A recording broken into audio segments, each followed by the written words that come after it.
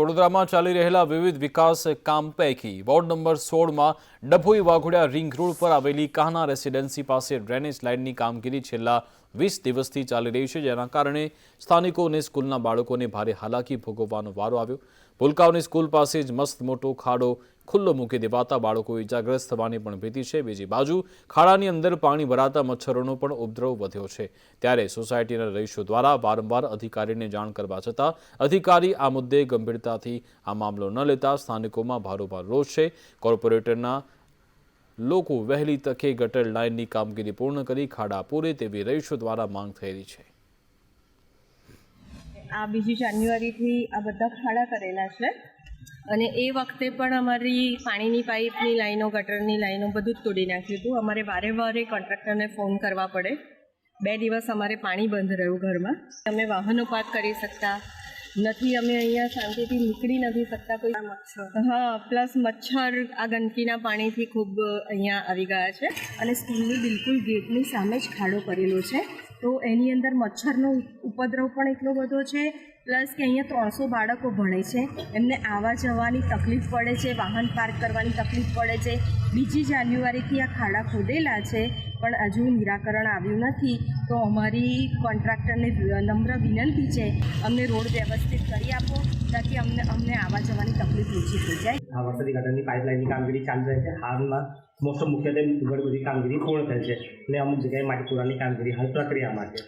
અત્યારે હાલના તબક્કે 90 થી 95% જેટલી કામગીરી પૂર્ણ થયેલ છે।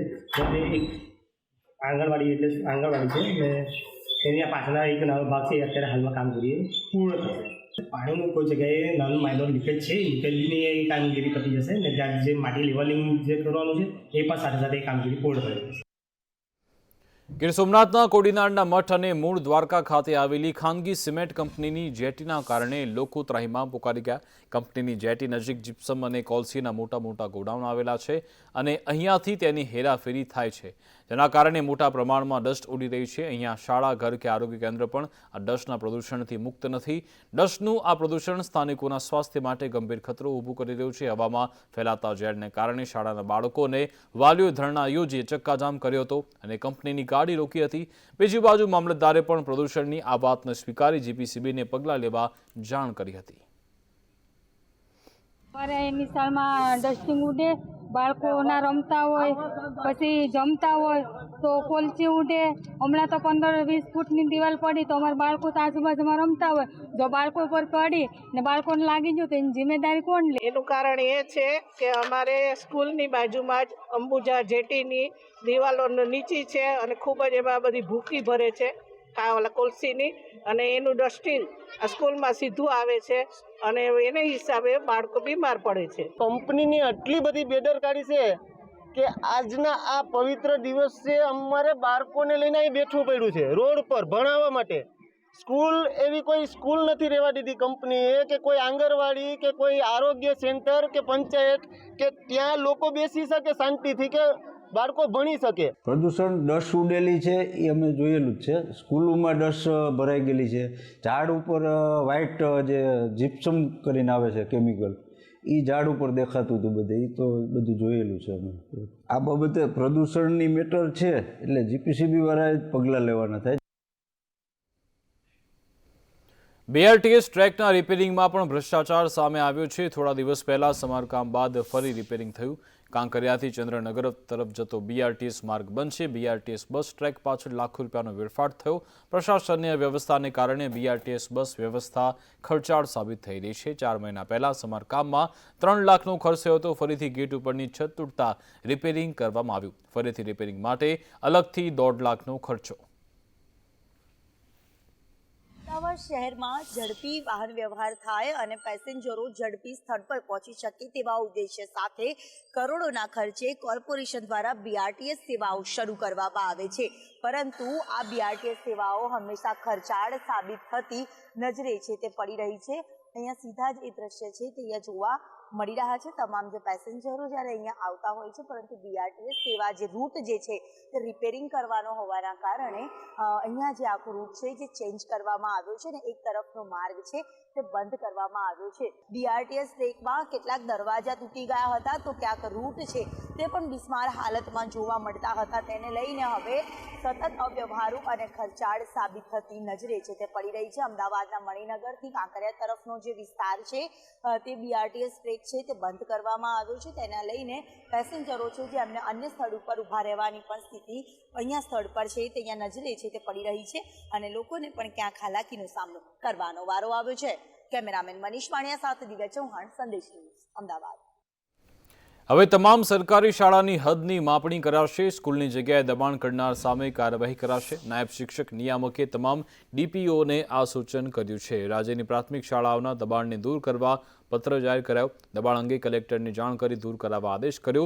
સુરતના પૂર્વ સાંસદ જીવા પટેલની રજૂઆત બાદ આ નિર્ણય કરાયો છે. 3 વાર સરકારની દબાણ દૂર કરવા પત્ર પણ લખવામાં આવ્યા. રજૂઆત બાદ આખરે નાયબ શિક્ષણ નિયામકે પરિપત્ર કર્યો. મુલાકાતીઓ હવે ઓનલાઈન ટિકિટ બુક કરાવી શકશે.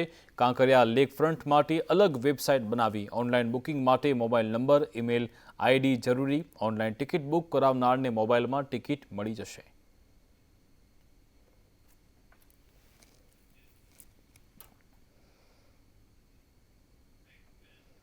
કિસાન સૂર્યોદય યોજના સરકારે બનાવી છે, પરંતુ જેતપુર પંથકના મોટાભાગના ગામમાં વીજ વિભાગની બેદરકારીને કારણે ખેડૂતોને દિવસે વીજળી ન મળતા જેતપુરના ખેડૂતો પરેશાન છે. જેતપુરના ગામમાં હજુ દિવસે નહીં પણ રાત્રિ દરમિયાન જ વીજળી આપવામાં આવી રહી છે, જેના કારણે ખેડૂતોની શિયાળાની કડકડતી ઠંડીમાં ઉજાગરા સાથે જંગલી પ્રાણીના હુમલાના ડર વચ્ચે પણ અંધારામાં ખેતરે જવું પડે છે અને રવિ પાકોને રાત્રિ દરમિયાન જ પિયત કરવું પડે છે, જેથી ખેડૂતો દિવસે વીજળી આપવાની વીજ વિભાગ પાસે સરકાર પાસે માંગ કરી રહ્યા છે. દરમિયાન વીજળીમાં અત્યારે એક તો પહેલા નંબરમાં કે આ થાણાગલોડ ગામની અંદર 300-400 વીઘાની મોટી વીડી છે, બરોબર. આ જગ્યાએ અત્યારે છેલ્લા 1 વર્ષથી સિંહ દીપડાનો વસવાટ થઈ ગયો છે. છેલ્લા 1 વર્ષથી અહીંયા હરે ફરે છે. તો રાત્રિ દરમિયાન કોઈ મજૂર અત્યારે પાણી વાળવા તૈયાર નથી થતું, બરોબર. પછી બીજા નંબરમાં કે રાત્રે પાવર આપે એટલે ઝટકા પણ વારંવાર 2-3 ઝટકા મારે છે વીજળી. તો એના માટેથી દિવસનો કોઈ મજૂરને કોઈ તકલીફ ન પડે અને એના માટેથી દિવસનો પાવર આપી દે એવી અમારી માગણી છે. દિવસની વીજળી આપે એવી અમારી માંગ છે. અમે અત્યારે રાત્રે એક તો પિયત કરી આ ઠંડીમાં અને આજુબાજુના 7-8 ખેડૂત ભેગા થઈને પાણી વારી છે. અને અહીંયા જો ગાલોરિયા ફીડર ગણાયા 500 વીઘાની વીડી છે સાહેબ. વરદી છે અહીંયા પશુ આ જનાવરો રહે છે એટલે થોડીક એની બીક બહુ વધારે લાગે છે અમને. હમણાં જે 3-4 દિવસ પહેલાં મજૂરને એક હુમલો કરેલો એટલે અમને દિવસની આપે એવી માંગ છે અમારી. હાલ રવિ પાકની સિઝન ચાલુ હોય ત્યારે જેતપુર તાલુકામાં મોટા ભાગના ગ્રામ્ય વિસ્તારના ગામડાઓની અંદર વીજળી વિભાગ દ્વારા રાત્રિ દરમિયાન પાવર આપવામાં આવે છે. રાત્રિ દરમિયાન પાવરથી ખેડૂતોમાં ભયનો માહોલ છે, કારણ કે આપણે જે જગ્યાએ ઊભા છીએ તે થાણાગાલોનો સીમ વિસ્તાર છે અને અહીં 3 દિવસ પૂર્વે એક ખેત મજૂર ઉપર દીપડાએ જીવલેણ હુમલો કરેલો હતો. જે ખેત મજૂર છે તે બહાદુર કહેવાય કે તેને દીપડાનો નિડરતાથી સામનો કર્યો અને તેના કારણે તેને અહીંયા વન વિભાગ દ્વારા, ફોરેસ્ટ વિભાગ દ્વારા એક પાંજરું પણ મૂકવામાં આવ્યું છે. ત્યારે ખેડૂતોની એવી માંગ છે કે દિવસે વીજળી આપવામાં આવે જેથી કરીને તેઓ ભયરહિત ખેતી કરી શકે. અત્યારે પણ ખેડૂતો છે તે ખેડૂતો સામૂહિક રીતે અત્યારે ખેતરમાં વારાફરતી વારો તેઓ એકબીજાના ખેતરની અંદર રખોપું કરી અને પાણી વાળે છે, એટલે કે પિયત કરે છે, જેના કારણે તેની ઉપર હુમલાનો ડર ન રહે. રાત્રિ દરમિયાન પીજીવીસીએલ દ્વારા વીજના પણ ધાંધિયા થાય છે. પીજીવીસીએલ વારંવાર જે લાઇટ છે તે જતી આવતી હોય તેના કારણે પણ ખેડૂતોમાં અત્યારે ડર છે, કેમ કે જે વીજળી છે તે સવારના 6નો વારો હોય તો સાંજના 6એ પણ આવી શકે છે. તો આ વીજળી છે તે પાવર છે તે સવારે થાય તો ખેડૂતો શાંતિથી અને ભયરહિત ખેતી કરી શકે. હિતેશ રાઠોડ, સંદેશ ન્યૂઝ, જેતપુર. ભાજપના મહાસચિવ રાધા મોહનદાસ અગ્રવાલે કહ્યું છે કે 5 ફેબ્રુઆરીએ પીએમ મોદી આદિવાસી સંમેલન સંબોધશે. 10 વર્ષમાં મોદીજીના નેતૃત્વમાં આદિવાસી કલ્યાણ માટે અનેક કાર્યો થયા. 12,400 કરોડ બજેટ आदिवासी માટે ફાળવાયું છે. મોદી સરકારમાં आदिवासी બાળકો શિક્ષિત થયા. तो सरकार का आदिवासी कल्याण का जो बजट होता था वो 4495 करोड़ होता था और आज हम गर्व के साथ कह सकते हैं पिछला बजट जो माननीय मोदी जी के नेतृत्व में प्रस्तुत हुआ, हमने उसे बढ़ा करके 3 गुना बढ़ा करके 12,464 करोड़ रुपए का बजट आदिवासी समाज की बेहतरी के लिए दिया था. आदिवासी समाज की शिक्षा के लिए जब माननीय प्रधानमंत्री जी आए थे तो शिक्षा का प्राथमिक स्तर पर जो स्तर था वो बमुश्किल से 70% था। और आज हम गर्व के साथ कह सकते हैं देश में 98% ऐसे आदिवासी बच्चे हैं जिन्होंने कम से कम कक्षा 8 तक की पढ़ाई की है। देश में 78% ऐसे बच्चे हैं जिन्होंने कम से कम हाई स्कूल तक, देश में 52% ऐसे बच्चे हैं जिन्होंने कम से कम इंटर तक, और देश में 23% ऐसे आदिवासी समाज के बच्चे हैं जिन्होंने उच्च शिक्षा ग्रहण करने का काम किया है। यह सब कुछ जो वृद्धि हुई है वो माननीय प्रधानमंत्री नरेंद्र मोदी जी के द्वारा आदिवासी समाज के सर्वांगीण विकास के लिए जो नीतियां बनाई गई हैं उनके कारण हुई है। आदिवासी समाज की बेहतरी के लिए माननीय प्रधानमंत्री ने विशेष रूप से आदिवासी महिलाओं की बेहतरी के लिए आदिवासी महिला सशक्तिकरण योजना चला करके 4% के ब्याज पर उनको ऋण दिया था। आदिवासी शिक्षा ऋण योजना चला करके 6% पे दिया था। और आदिवासी बहनें जो सेल्फ हेल्प ग्रुप बना के काम करना चाहती थीं उनको भी 6% पे ऋण देने का काम किया था। રાજકોટ મહાનગરપાલિકાની સ્ટેન્ડિંગ કમિટીની બેઠક મળી અલગ અલગ 16 સ્મશાનને ગ્રાન્ટમાં વધારો માંગ્યો હતો। વોર્ડ નંબર 12માં વાવડી ગામનો મેઇન રોડ સિમેન્ટનો બનશે। અંકુર સોસાયટીથી 150 ફૂટ રિંગ રોડ સિમેન્ટનો બનશે। અલગ અલગ 42 દરખાસ્તો અંગે નિર્ણય કરાશે। 56.61 કરોડના વિકાસના કામોને બહાલી આપવામાં આવી। આજરોજ રાજકોટ મહાનગરપાલિકાની સ્ટેન્ડિંગ કમિટીની બેઠક હતી। કુલ 42 દરખાસ્તો હતી। अलग अलग वोर्डना अलग अलग विकासना कामों, ड्रेनेजना, पेविंग ब्लॉकना, डीआई पाइपलाइनना, पछी रोशनीना, रोडना, मेटलिंगना, सीमेंट रोडना अने राजकोटना जेटला स्मशान गृहो छे स्मशान गृहोने अलग अलग स्मशान गृहोने एनी जे ग्रांट राजकोट महानगरपालिका आपती होय ए ग्रांटना कुल मिलावीने 42 दरखास्तो हती। 56,61,20,575 રૂપિયા એટલે કે 56,61,00,000 રૂપિયા જેવી માતબર રકમના આજે રાજકોટ મહાનગરપાલિકાએ રાજકોટના જનતા માટેના વિકાસ કામોની આજે બહાલી આપી છે।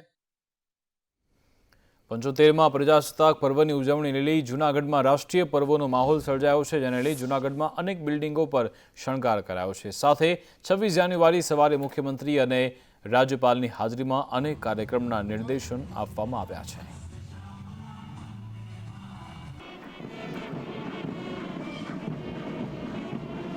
श्री आरासुरी अंबाजी माता देवस्थान ट्रस्ट और श्री याज्ञिक विप्र मंडल द्वारा 23 और 24 जान्युआरीए विश्व कल्याण और पशुओं कल्याण माटे गणेश याग होमात्मक महाशतचंडी यज्ञ शुरू करायो हतो, जेमां विविध प्रकारना द्रव्यों पूजन सहित 108 विविध औषधिओथी माताजीनो अभिषेक करायो। अंबाजी मंदिर ट्रस्ट द्वारा पोषी पूनम पर्व पहला अंबाजी मंदिरना विद्वान ब्राह्मण द्वारा आ यज्ञ पूजन करायो हतुं। 2 दिवस सुधी सतत अंबाजी मंदिर में भक्तिमय माहौल जाम्यो हतो अने बोल माड़ी अंबे जय जय अंबेनो नाद गूंजी उठ्यो हतो।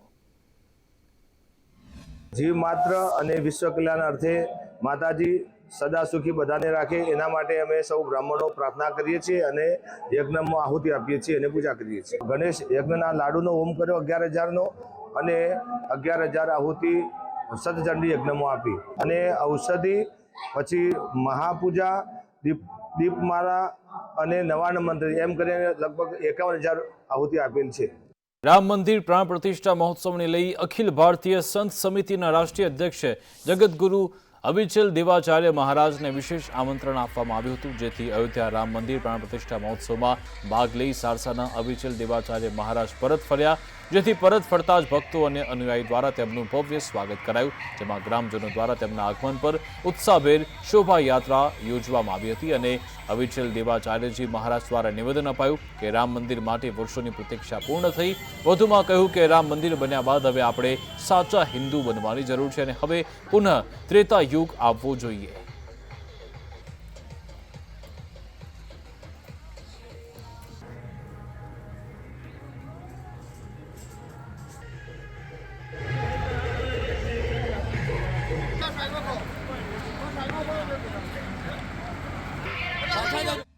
રામ જન્મભૂમિ અયોધ્યાની જે રામ મંદિરની ચળવળ હતી તે ચળવળમાં પહેલેથી શરૂઆતથી જોડાયેલા જે આણંદ જિલ્લાના સારસાપુરી ધામ ખાતે આવેલા અખિલ ભારતીય સંત સમિતિના રાષ્ટ્રીય અધ્યક્ષ અવિચલ દેવાચાર્યજી મહારાજ છે, તે અયોધ્યાથી અત્યારે પરત ફર્યા છે.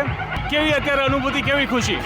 જ્યારે મને જે આનંદ છે કે હું પ્રથમથી જ્યારથી રામ જન્મભૂમિ મુક્તિ યજ્ઞનો પ્રારંભ કર્યો એના માટે જે પ્રથમ બેઠક બનાવી કે આવું કોઈ આંદોલન કરવું જોઈએ, ત્યારથી હું આમાં જોડાયેલો છું કે એક બાજુ મુલાયમસિંહ, એક બાજુ આ બાજુ કેન્દ્ર સરકાર, બીજી બાજુ મુસ્લિમો, અને એમાં મારી બાબરી મસ્જિદ કમિટી, આ બધું જે થયું એમાં ઘણી વખત અમે ઘણું બધું સહન કર્યું છે. અને એટલા માટે અને એમ લાગે છે કે હવે ખરેખર 75 વર્ષ પછી સાચી આઝાદી દેશને હવે પ્રાપ્ત થઈ છે. હવે હિન્દુ આ દેશમાં હિન્દુ તરીકે શ્વાસ લઈ શકે છે, હિન્દુ તરીકે ગૌરવભેર જીવી શકે છે. એટલું જ નહીં, સારી દુનિયામાં અત્યાર સુધી હિન્દુત્વની જે ઇમેજ હતી એ આખી મેં ધોવાઈ ગઈ. અને હિન્દુ કલ્ચર, સર્વશ્રેષ્ઠ કલ્ચર, હિન્દુ પરંપરા, સર્વશ્રેષ્ઠ પરંપરા, હિન્દુ ઇતિહાસ, સર્વશ્રેષ્ઠ ઇતિહાસ, એ હવે લોકોને લાગવા મળ્યું છે. કરુણેશ પંચમેથી, સંદેશ ન્યૂઝ, આણંદ. મોરબી જિલ્લાની આયુષ હોસ્પિટલમાંથી અંગદાનનો પ્રથમ કિસ્સો સામે આવ્યો. 15 વર્ષીય શિવમ આહિર કે જેમનું બ્રેન ડેડ હતું, તેમના 5 અંગોનું દાન કરાયું અને બંને કિડની, લીવર, ફેફસાનું દાન કરાતા ગ્રીન કોરિડોર ગોઠવી અંગો અમદાવાદ ખાતે પહોંચાડ્યા. 8 દિવસ પહેલાં શિવમ મોરબીની આયુષ હોસ્પિટલમાં લવાયો હતો, જ્યાં તેને બ્રેન ડેડ જાહેર કરાયો હતો. ત્યારબાદ શિવમના પિતા રમેશભાઈ સહિત પરિવારના સભ્યોએ આ મામલે સહમતિ આપતા અંગદાન કરાયું હતું. દર્દીની વાત કરી રહ્યા છે તેનું નામ શિવમ રમેશભાઈ છે, જે ભુજ જિલ્લાના ચીકડી ગામના વતની છે. દર્દી આશરે અઠવાડિયા પહેલાં બ્રેન ટ્યુમર માટે, મગજની ગાંઠ માટે સારવાર માટે આયુષ હોસ્પિટલમાં ભરતી થયેલા હતા. પ્રાથમિક તપાસ કરતાં દર્દીની કન્ડિશન ધીરે ધીરે દિવસે દિવસે બગડતી જતી હતી. દર્દીના સગાને આપણે 2 દિવસ પહેલાં આપણે બ્રેન ડેડ દર્દીને ડિક્લેર કરેલા હતા. ત્યારબાદ ઓર્ગન ડોનેશન વિશે વિગતવાર દર્દીના સગાને સમજાવ્યા બાદ તે લોકોએ સહમતિ આપી હતી અને આપણે અંગદાન સમિતિના સહયોગથી આપણે મોરબી જિલ્લાનું સૌપ્રથમ અંગદાન કાલે રાત્રે આપણે પૂર્ણ કરી શક્યા છીએ. આપણે સક્સેસફુલ રીતે આપણે રિટ્રાઈવલ કરી શક્યા છીએ અને જેને આપણે ટ્રાન્સપ્લાન્ટ માટે અમદાવાદ આપણે ટ્રાન્સફર કરી આપીએ છીએ. 4 દર્દીને આપણે પુનર્જીવન આપી શકશું.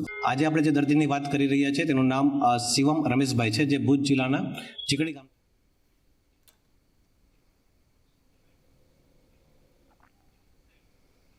રાજ્યમાં ઠંડીથી આંશિક રાહત રહેશે. સપ્તાહ સુધી ઠંડીથી આંશિક રાહતનું અનુમાન હવામાન વિભાગે અનુમાન કર્યું છે. ઉત્તર પૂર્વના પવનની દિશામાં બદલાવ, પવનની દિશા બદલાતા ઠંડીથી આંશિક રાહત મળશે.